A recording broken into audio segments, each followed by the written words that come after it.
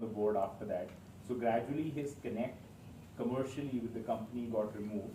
But again, the spirit of innovation, the spirit of invention, and our connection to electricity and the generation of electricity has stayed since then with us. One right now is grappling with AI, right?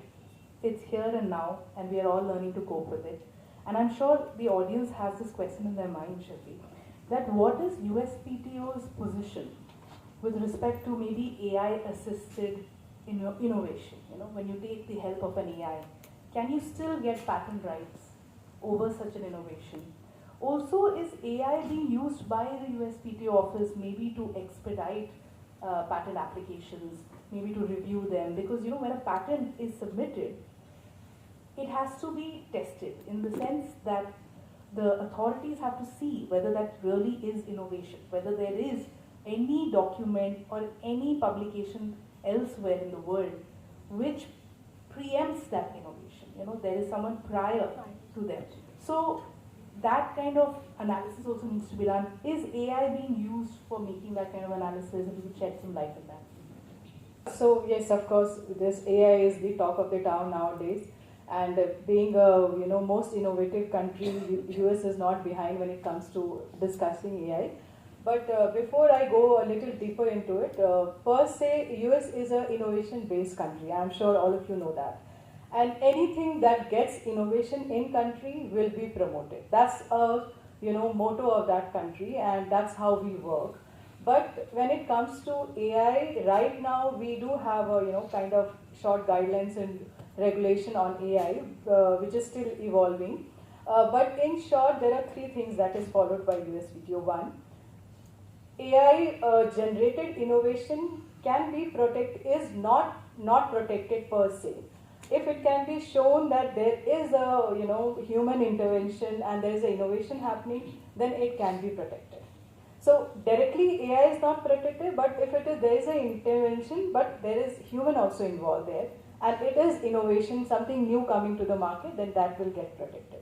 But who gets the protection of who holds the IP? It has to be a human being. No AI can be given a IP right on. So far, this is what we are, in our mindset.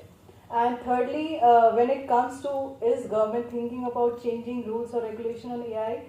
No, for now we are following the traditional rule that whoever invents, whoever makes the innovation happen, he is or she is the person who will get the patent in their name. It can be AI generated, with the AI intervention, but at the end of the day, the examiner will look for what kind of innovation has happened and whether there is a human intervention there or not. AI or any non-natural person cannot be given a patent right. That is on where we are on AI, but of course we are also left on the court to develop jurisprudence, because this is a new area, and we are looking at every case how judgments are being given in the US courts, and based on that things will evolve. But when it comes to AI use tools for the USPTO research and searches, for now USPTO is doing a lot of research on what all AI tools can be developed to make our life easier. But at the same time, presently the only AI tools that we are using is for prior art search, because prior art is the only concept which cannot be hindered or changed, because there are things which is available in the market. The only thing we do with the USPTO examiner that they use AI tools to look for information which is already available in the market, so that they can send an examination report to the innovator saying that this is already, it is not novel or it is a prior existence. So for that limited purpose, we are using it, the AI tools. But yes, we are doing a lot of research on what works best, because the idea is to give speed to innovation, that AI can definitely do. It's very reassuring to hear that as long as there is human involvement, a patent, even if an AI is involved in that process, can be granted. However, there is one concern, and I would like to maybe pick your mind on this, Pooja, that especially in the medical space, use of AI is now maybe, threatening the existence of doctors itself, right? And medical devices also are getting compromised. So Now when AI is coming in and there is monopolies being created with the help of AI, is that a good thing or is there public interest at stake? What is your views on that? Thanks for this question again. First of all, whenever something new come up in the market, people do get scared initially. The first time when computer was introduced, people were thinking our jobs will go on and something like that would happen. But actually, it really changes our life in a very 360 dynamics.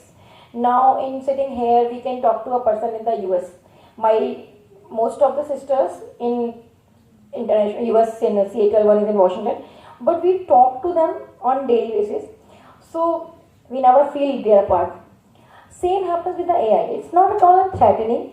It's actually a help in so many means, but not in all segments. For example, when there is a team of doctors are there, but you can see the, like for example, 4 doctors are here in the clinic, and these are the chest clinic. These patients are sitting, and if chest clinic patients, all of these patients are sitting and they have to wait throughout the night, throughout the evening to get their treatment and the diagnosis. So in that case, AI is good because the chest X-ray is the AI algorithm is, and the patients are walking, they can get the benefit.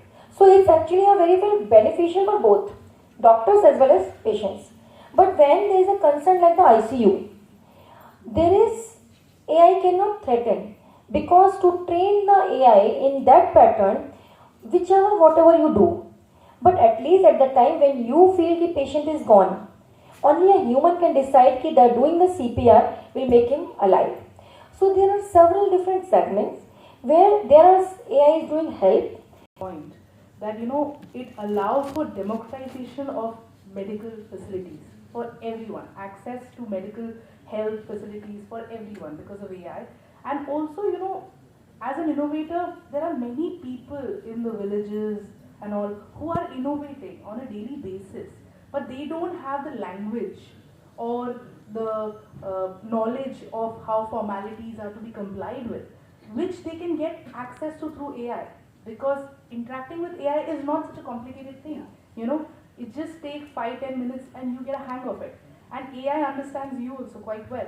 So for an innovator out there, if you don't know, for example, how to get a patent process started, you can ask that from an AI, get that guidance, guide it to draft your application, and then get that ball rolling, which would be such a big mountain for people to climb otherwise. So I would just request Sarthak also to give his viewpoint on how a company like GE, which is so innovative and has its hands in every domain possible, except you said diapers.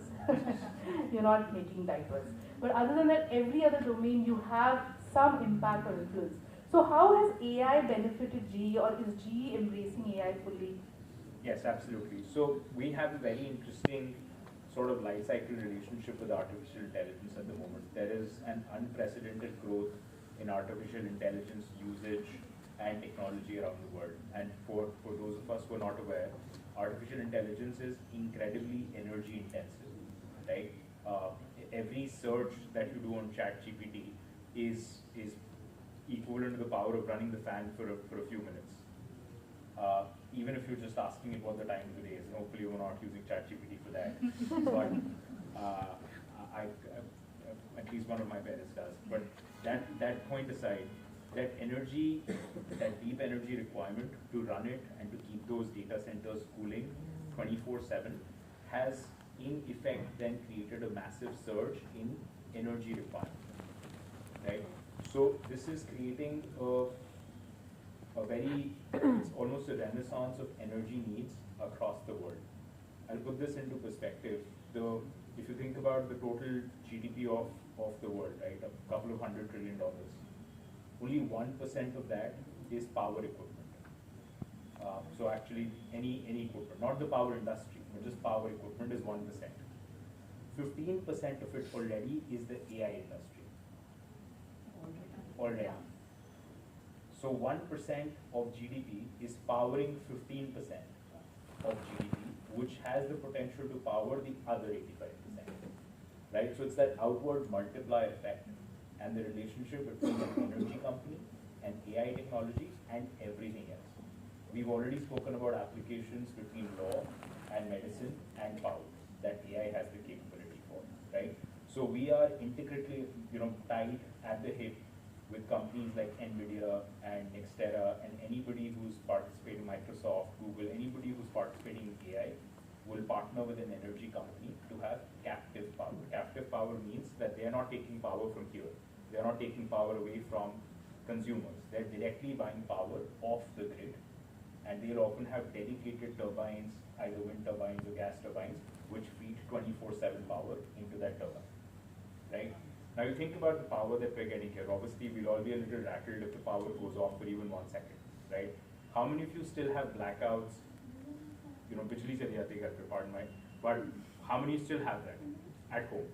If the power goes out for even a second, can you give me a show of hands? It happens sometimes. How helpful would it be if you knew exactly when that's going to happen?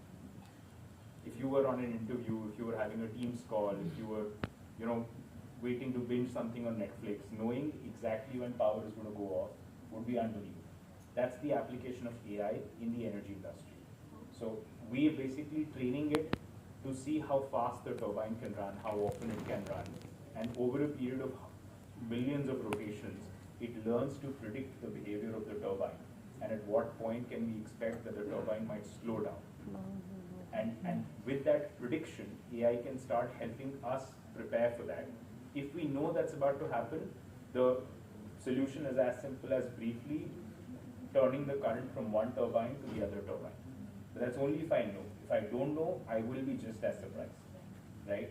So that's kind of the relationship between AI benefiting from the energy industry, in turn benefiting from artificial intelligence itself.